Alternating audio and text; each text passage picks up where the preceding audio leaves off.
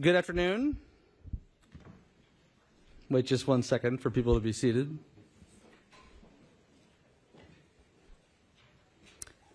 Good afternoon. Thank you all for being here. Thanks to those of you who are here in person. Thanks to everybody joining on the live stream, and thanks to all of you who will watch video of this event later. I'm Michael Strain, the Director of Economic Policy Studies here at the American Enterprise Institute, and I'm honored to welcome Maros Sefcovic, European Commissioner for Trade and Economic Security, for a conversation about economic security, trade policy, and EU-U.S. cooperation. Among his many responsibilities, the Commissioner is responsible for continuing Europe's leadership roles in rules-based trade, managing and deepening the EU's trade partnerships around the world, including with the United States, and leading the European Commission's work on the strategic use of economic strategy tools, including standards for supply chains and security around foreign direct investment and outbound investments. This event is taking place at a time of deep angst for those of us who value the economic and security relationship between the United States and Europe. President Biden's industrial subsidies were a source of concern for our European allies. And as he did during his first term in office, President Trump is threatening our allies, including Europe, with tariffs. Moreover, at the time of this writing, President Trump and senior members of his administration have actively sought to distance the United States from European allies with respect to the war in Ukraine, the threat to Europe posed by Russia, and the rise of extremist political parties in some European nations. This context makes conversations like the one we are having today all the more important. Those of us who understand the importance of the relationship between the U.S. and Europe, the importance for peace and the importance for prosperity, need to work to shore up and strengthen that relationship. Promoting free trade is an important component of strengthening that relationship, which is why I am so pleased and honored again to welcome the Commissioner here today.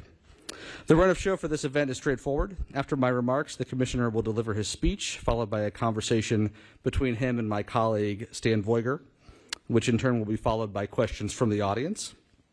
Dr. Stan Voiger is a senior fellow at the American Enterprise Institute. He is also an affiliate of Harvard's Center for American Political Studies and a fellow at the IE School of Politics, Economics, and Global Affairs, in addition to being a visiting lecturer in economics at Harvard. Maros Sefcovic is European Commissioner for Trade and Economic Security, Interinstitutional Relations, and Transparency. He has previously held other senior positions at the European Commission. From 2004 to 2009, he was the permanent representative of Slovakia to the EU, and from 1999 to 2002, he was the ambassador of Slovakia to Israel. Please join me in welcoming the Commissioner to the podium.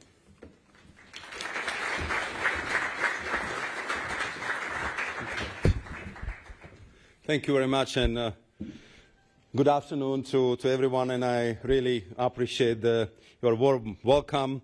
And also, I really would like to thank the American Enterprise Institute for hosting this event. I have to say that it has been almost exactly a year since I last visited Washington, D.C. In fact, I realized that I have been here every February since 2022, when Russia invaded Ukraine, and each time marking a significant moment in our relationship. And on top of it, usually I was coming just for the weekend of Super Bowl, but I know that now I am 1 week late. And I have to say that this year is no different, as I'm here to address the critical issue, the U.S. administration's proposal to impose tariffs on EU exports. This has sparked the concerns about the state of our transatlantic partnership, prompting some to wonder whether it is temporarily under the weather. Last year, I quoted the American industrial pioneer Henry Ford, who said, I'm quoting, "Coming together is a beginning, keeping together is progress, and working together is a success." End of quote. And I think that these words resonate even more strongly today.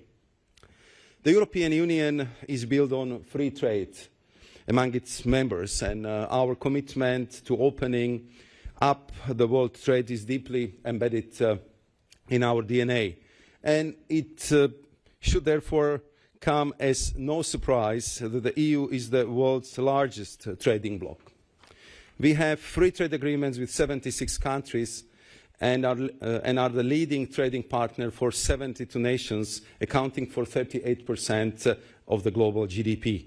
So we know a thing or two about trade.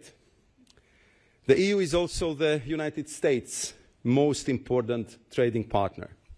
Over the past decade, the EU-U.S. bilateral trade in goods and services has doubled, surpassing $1.7 trillion in 2023. Put simply, the EU-U.S. economic relationship is the largest in the world. Together, we represent nearly 30% of global trade, with daily exchanges worth over $4.5 billion. And this unique bond benefits both sides of the Atlantic. It is the very definition of a win-win partnership, and there is nothing unfair about it. Let me give you a few concrete examples.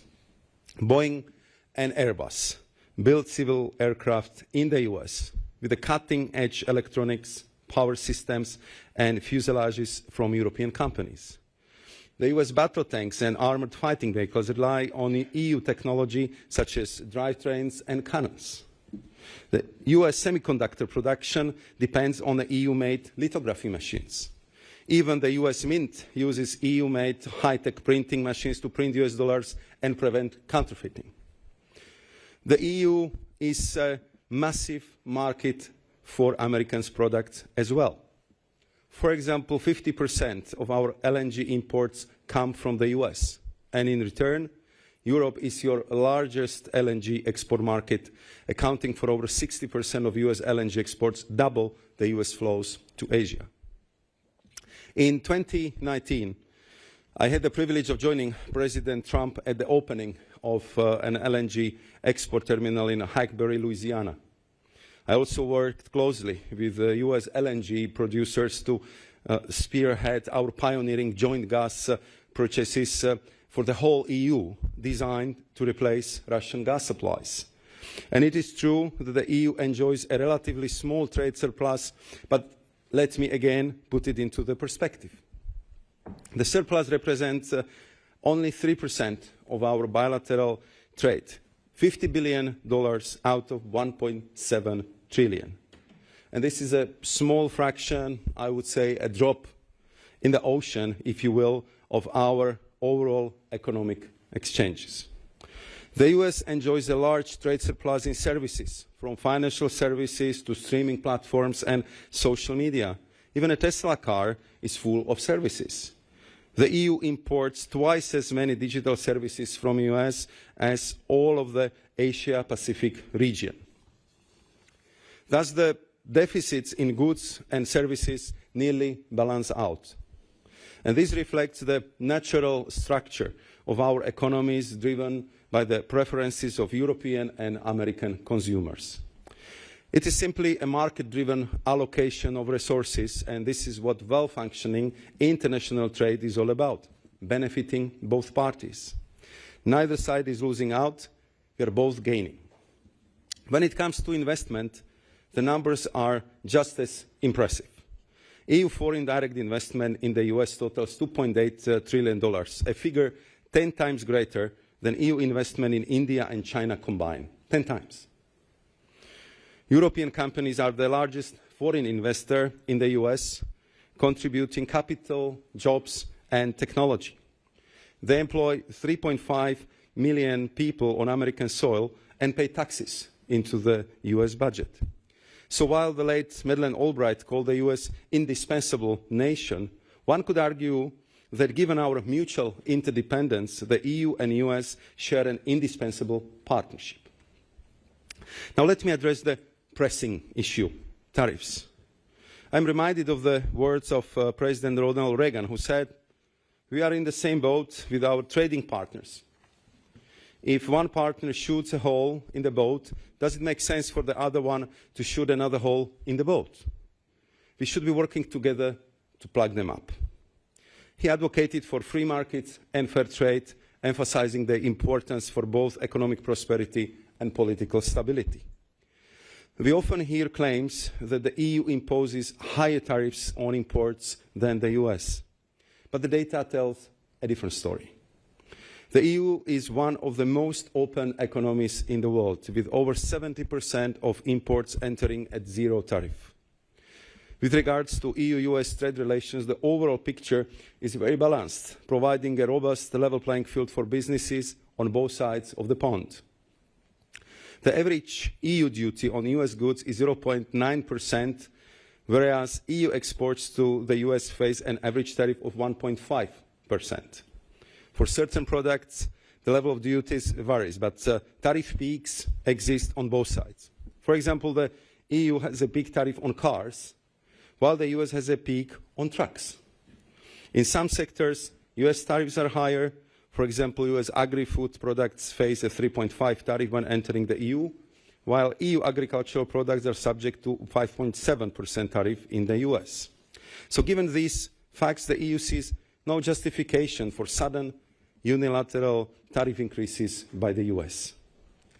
Our businesses rely on economic stability, predictability, and certainty on both sides of the Atlantic. If the US imposes tariffs on EU products, it would create unnecessary barriers to European exports, harming businesses and workers on both sides. Therefore, to protect European interests, we will have no choice but to respond firmly and swiftly. But we do hope to avoid this scenario, meaning the unnecessary pain of measures and countermeasures, and remain committed to constructive dialogue. That is why I'm here this week. One more paraphrasing of Ronald Reagan. Commerce is not a warfare. It is an economic alliance benefiting both countries, and the peaceful trading partners are allies, not enemies. So the EU remains convinced that the free and fair trade is worth fighting for. And in this context, we'll continue to shape our own destiny. With a clear plan and clear sense of urgency, the EU is focused on unleashing the potential of our economy. First, competitiveness is front and center in these efforts. We plan to increase the production within the EU, and this goes both for energy-intensive industries and clean tech sectors. There are no electric cars without steel and without batteries, while there are no batteries without chemicals or processed critical minerals. It's as simple as that. Second, the trade remains at the core of our alliances. We are actively expanding our network of trade agreements, most recently updating our relationship with Switzerland, finalizing EU-Mercosur partnership, modernizing EU-Mexico trade agreement, and relaunching negotiations with Malaysia. We are also pursuing negotiations with India, Indonesia, Thailand, and the Philippines, while exploring opportunities with the Gulf countries. Overall, we see clear momentum. In uncertain times, many countries seek continuity, stability, and predictability in their trade partners, and they turn to us. Third, our openness does not mean we will not protect our interest and our European market when necessary. Make no mistake, as we expand our trade network, we also invest considerable thought, time, and effort into strengthening our trade defense instruments and enhancing our toolbox for economic security. For instance, we have the anti-coercion instrument to protect the EU from economic coercion by third countries. The range of countermeasures is broad and can be deployed swiftly, including import and export restrictions, limitations on access to the EU market, and more. We are also revising our foreign direct investment screening regulation to help us address risks to the EU security and public order. We are taking steps to prevent EU outbound investments, such as in semiconductors, artificial intelligence, and quantum technologies, from negatively impacting the economic security of the European Union by ensuring that key technologies and expertise do not fall in the wrong hands. With all these steps, we are sending a clear signal to our industries and to our allies that the EU is an excellent place to do business, and we want the businesses to thrive. And by the way, the signal is not only for EU businesses, Europe is open for America trade and investment, and we believe that we have a very attractive offering to help your fantastic companies expand, creating American jobs and American wealth. I will be making this point to my American counterparts when I meet them later today. The EU is interested in making deals that foster fairness, burden sharing, and mutual benefits. And to conclude, it's worth reiterating that the transatlantic bond is the most natural for us. I firmly believe that it makes sense for both the EU and the US to work together to strengthen this relationship and expand into new areas. So let's continue to make our trade and investment relationship one of a kind, truly unique on the global stage, great. As you say here in America, if it ain't broke, don't fix it. Thank you very much.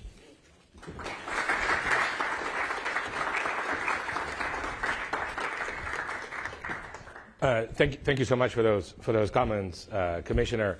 I was wondering, as you think about how to respond to potential tariffs the U.S. wants to impose, of course, trade policy in the European Union is set at the union-wide level. But there's a number of other issues that are either trade adjacent, you may think of tax policy, or that are not trade related at all, but that the U.S. administration wants to link to trade policy, like there's security arrangements in Europe. How do you coordinate response between the Union and the member states on trade policy now that it's gotten tied into these various other aspects of the transatlantic relationship?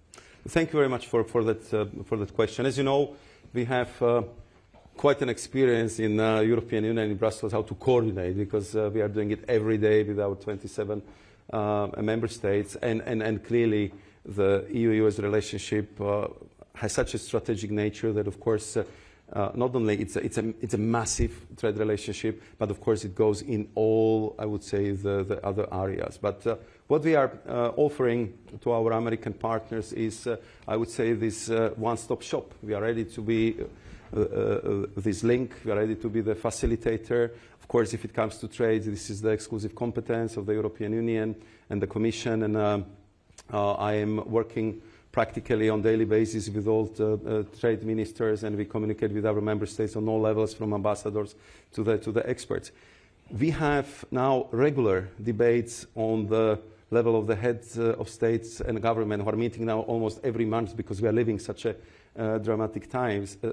And everybody understands that we have to do much more for defense. I mean, that's very clear, especially, you know, we are now the only major economy which has two wars so close to our borders. And you remember what has happened in Middle East and the consequences we had to face with massive migration from the Middle East. So it's very clear that the defense cooperation and much bigger investment into the defense sectors is again something which is primarily in the competence of the member states, but we are looking for the way how to create new financing opportunities, how to use our financial institutions, how to create, I would say, the budgetary space for our member states to invest more in the space. So we are ready to discuss with our American friends and partners the cooperation on the different level. I know that President Trump is a big deal maker, and there would be an idea to have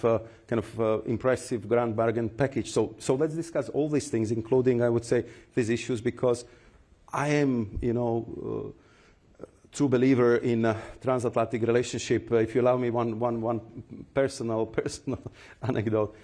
I was growing up behind the Iron Curtain, literally 2 kilometers behind the barbed wire in Bratislava. So there was a Danube River. So I saw that the people are living on the other side of the river, that there are houses, there are lights, there are cars. But until I was 23, I didn't believe that I would be ever allowed to cross the river. And then what happened, we had this huge democratization going on through Central and Eastern Europe. And I got the invitations to go to Stanford University by Hoover Institution. So the first Western countries I ever visited was actually California. So I made it from Iron Curtain to California in a very short period of time. I will never forget it. And since that moment, I'm a true believer that, you know, together we won the Cold War. I mean, together we achieved such enormous achievements for the liberalization, democratization. We built this most impressive, massive trade relationship, and therefore I'm personally committed, you know, to do maximum to avoid the problems, focus on the positives, and look for the solutions which will be, of course, appealing and good for our American partners. So there's a number of concerns that the U.S. I think has around European policies that are, you know, not quite trade policy, but, you know, close enough. In particular, related to the large American tech companies. So the U.S. I think has long been annoyed by the digital service taxes that exist in some European countries, and that the Commission has in the past pushed for at the Europe-wide level. And there's discontent around the Digital Services Act, Digital Markets Act.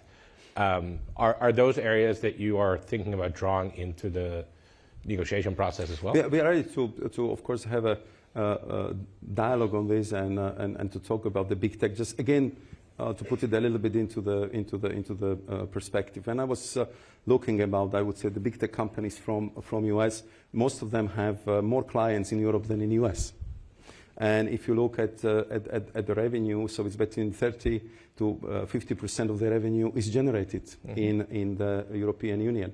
And these rules, which you just highlighted, they really do not have a discriminatory nature. They are not aimed at the US big tech, because if you are talking about, you know, these rules, first one is clearly aimed to make sure that we would protect the small guys from the big guys, that we will not allow them, I would say, super dominance on the market, which would suppress the innovation and which would make the small companies simply not competitive. And I think that this was very clearly also the position which I felt was presented by the American Vice President Vance when he was at the AEI summit in Paris. And I would say the second rule is clearly aimed at protecting our minors, protecting the free speech. So if you see that there is, you know, the child pornography spreads through the platform, and you are getting into the discussion with the platform to do something about it, you do not have the response. So then I think that we have the moral and legal obligations to take action. And the last point I would mention, because this was about the digital service tax, there I think it's also very important to remind that we've been working very closely with the United States on the OECD-driven business, because we wanted to have a global solution to this problem. More or less to respect the rule that the taxes should be paid on the territory where the revenue and profit is generated.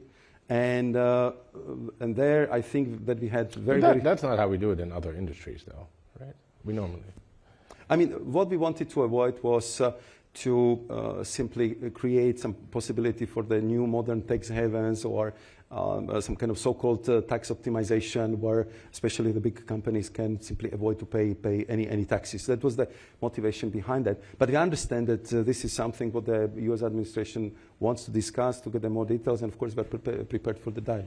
So now imagine, you know, let's hope everything works out this week, and then, you know, we have a free, and then we sign a EU-U.S. free trade agreement next week. But imagine that doesn't happen. When you're going to retaliate? How do you think about that retaliation? Of course, many economists will say, you know, the retaliation also involves harms to your own consumers, to your own businesses. Last time, the EU pretty specifically targeted exporters in Wisconsin and Kentucky because they were seen as being represented by influential politicians in the U.S. In that similar vein, have you thought about targeting, say, specific senior advisors of the U.S. president and their companies? No, we are not. Honestly, we are not there yet, because I'm really honored, privileged, and I will present my thanks to the Secretary of Commerce, Mr. Latnik, I think in 1 hour time, that I'm actually his first official guest, because I think he was confirmed yesterday evening. Yep. So I wanted to make sure, we had the first video call last week, that I wanted to be here immediately when it's possible. The first day when it's possible is today. I'm here, and I'm here because I want to avoid this lose-lose scenario. I want to avoid this unnecessary pain, and we are ready to get into this, I would say, positive negotiations. And I hope we'll get there. I mean, to do my job, you have to be eternal optimist. I am, because sometimes really things look very, very difficult. I was also, and I'm still responsible for the post-Brexit negotiations. So I know that sometimes it's very difficult before it gets better, but usually it gets better if you have two committed partners, and I believe that this would be the case also for both of us. And but of course, if we will not be able to solve this situation, and if really we will be kind of hit hard arbitrarily without proper justification, so that's only natural that such a big trading bloc like us would react. We don't like it. I know that our businesses don't like it, so there is a pain on the both sides. So we'll do our utmost to avoid it, but if we cannot avoid it, we'll have to act in that regard. In your opening comments, you mentioned you talked a bit about the sort of broader web of trade relations that the EU has, and how it's still making progress on deepening and liberalizing those trade relations. Obviously, those trade relations are all organized, basically around international trade law, as conventionally understood until recently. The U.S. now, for a decade or so, has really moved away from abiding by international trade law, except for in the most flimsy pretextual way. How do you see that? Do you see the EU and all of its trading partners, maybe including China, as continuing to operate sort of under WTO rules, and then the U.S. is just sort of outside the system, and we deal with it on a case-by-case basis? Or is that not a good description of how you see it? I think it's a little bit more complex than that, because if you look at WTO, I think that also U.S. until today actually benefits from the law which was laid down and developed over many years. We have a dispute settlement mechanism which is not working because the so-called appellate judge has been not renominated. But otherwise, the system for the global trading is based on this network of the agreements and the rules which have been built and constructed over the years. Of course, if the U.S. would be fully involved, fully back, it would have completely different dimension. But we feel from discussion with our partner that first and foremost the WTO is a very important organization, but of course it needs reforms as well. It has to adjust, it has to adapt to the 21st century. I mean, when WTO became as a I would say successor to the GATT agreements, we didn't have internet at the time. We didn't have the digital services. We didn't have, I would say, many of the products even existing at that stage. So clearly, this has to be fixed. This has to be I would say modernized. And then also I would say the global trade went to such a dimension that from one side we have this hyper competition, from other side we have, I would say, these global connections and global value chains which need totally different approach. And then I think what needs to be also very clearly addressed that if the WTO mechanism is abused by non-market economies, so we also have to act. And for this, I think it would be much better, much stronger if we can do it together with the United States of America. One final question before I turn it over to our audience. Next year, the carbon border adjustment is supposed to kick in. How do you think the U.S. is going to respond to that?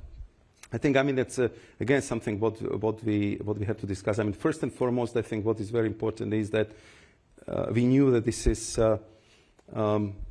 something which would raise a lot of questions, and we had only one motivation. We wanted first and foremost to respect Paris Agreement, tackle climate change, and also to prevent so-called carbon leakage, because we've been imposing very high environmental standards for our companies, and then we've been getting the products from abroad where the standards been not respected, and the difference in carbon footprint, for example, for the steel, sometimes was 2 or 3 times higher than when produced in the EU. What is, I think, very important for the American audience to know is that this, I think, 6 targeted commodities, U.S. is doing extremely well because you have actually very small carbon footprint. In many of them, you're actually cleaner than the European products. And then also listening to the worries and criticism from the third partners, I think more than 80% of the companies would be exempted from the CBAM because we just really want to focus it on really the big companies, big traders who can do it, but for SMEs and from medium-sized companies, they simply shouldn't be falling under the CBAM. And I believe that this actually would help to those companies which wants to be sustainable, cleaner, which wants to operate with a lower carbon footprint. But I can imagine that the debates on this, on the detail, would be quite demanding. So we have now the team, dedicated team from the EU, which is traveling literally across the globe and which is talking to the countries which might be the most effective, just to explain it, look for the solutions, and do it in a way that we understand each other and we are kind of minimizing the negative impact for the responsible businesses. Very good. Let's take a couple of questions from the audience.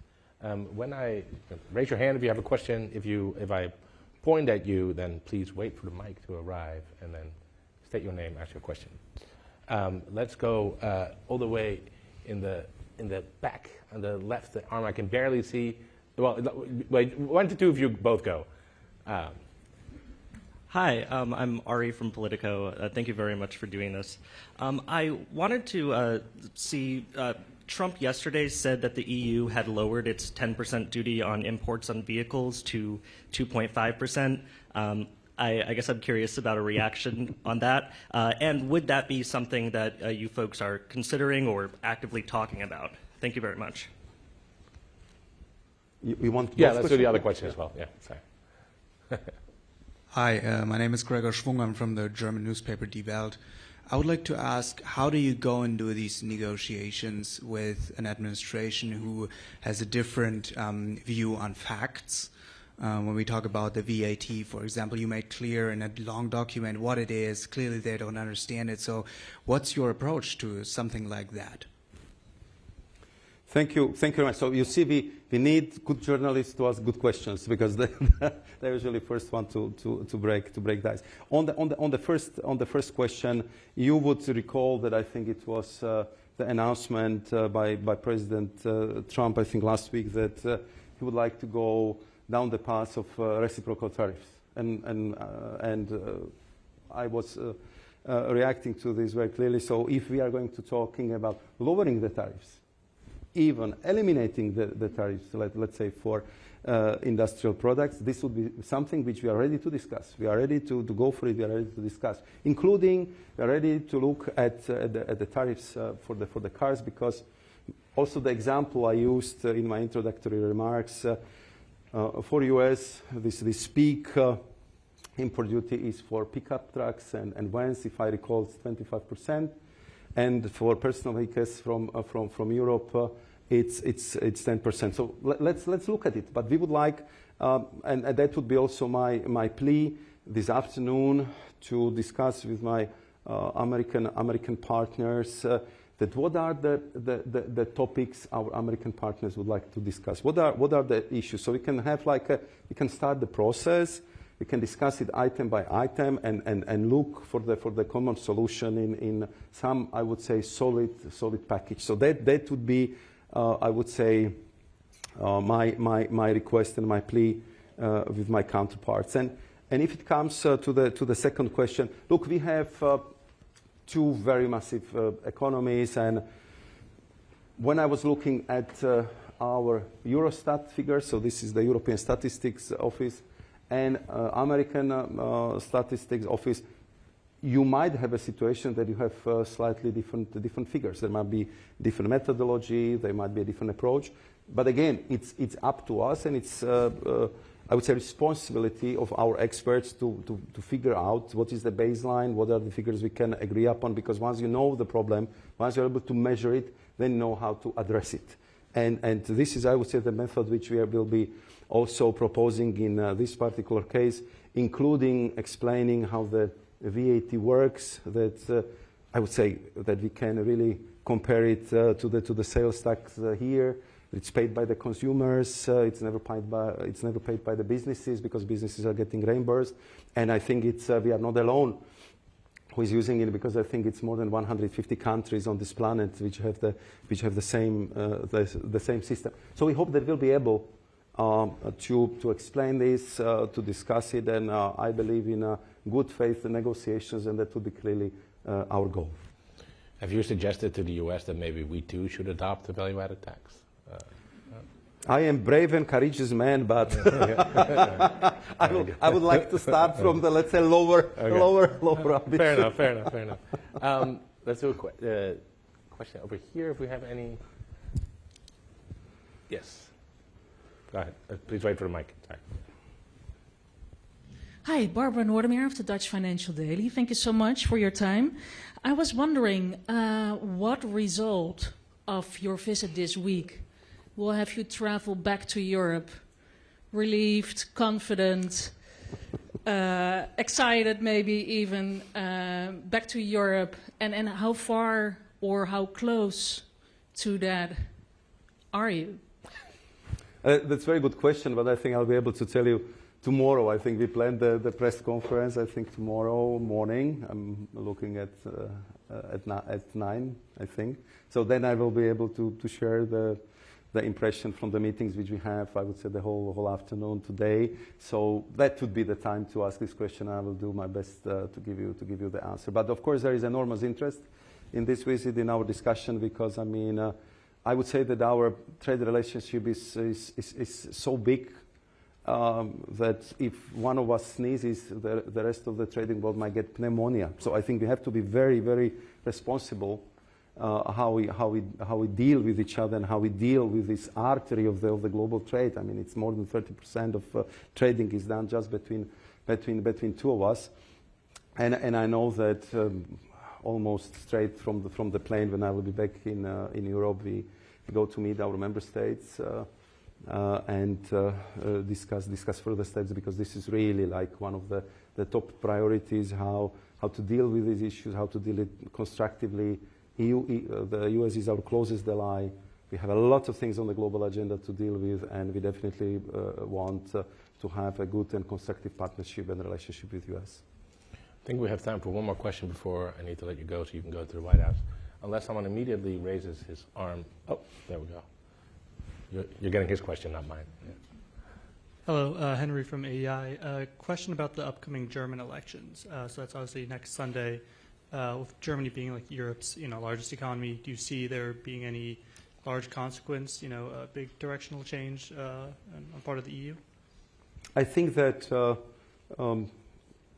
if you look at the well-established parties, of course, I'm following also personally very, very closely. I mean, we are working on many projects in very tight way with Germany, with the German government. Of course, the Christian Democrats are extremely well represented in the European Parliament. They are the leading forces. So I think that I have a solid understanding about the key parties in Germany. So I'm absolutely convinced that the next coalition government, because this is what is the most probable result, will be absolutely pro-European, would be very strong on defense, would be very strong on reforms in the European Union, would be very pushy or on lowering administrative burden, will be very tough on cutting red tape, and would have very clear expectations how to handle better the issues linked with migration, and how to make sure that European Union as such is acting much faster, is more agile, and simply corresponds to these very, very dynamic times we are living in. Of course, as you see, everywhere the political situations is quite polarized. It's my personal observation. Sometimes I have a feeling that we still didn't manage to adapt the traditional, say, democratic instruments to this fast-paced politics generated by the social media. But I'm sure we'll learn it. We find a way how to do that, and it would be in the end for the benefit of the democratic functioning. Awesome. Thank you so much. Well, with that, Commissioner, thank you so much for coming to AEI. Welcome back anytime. Good luck. You. Good luck later today. Thank you. Thanks a lot.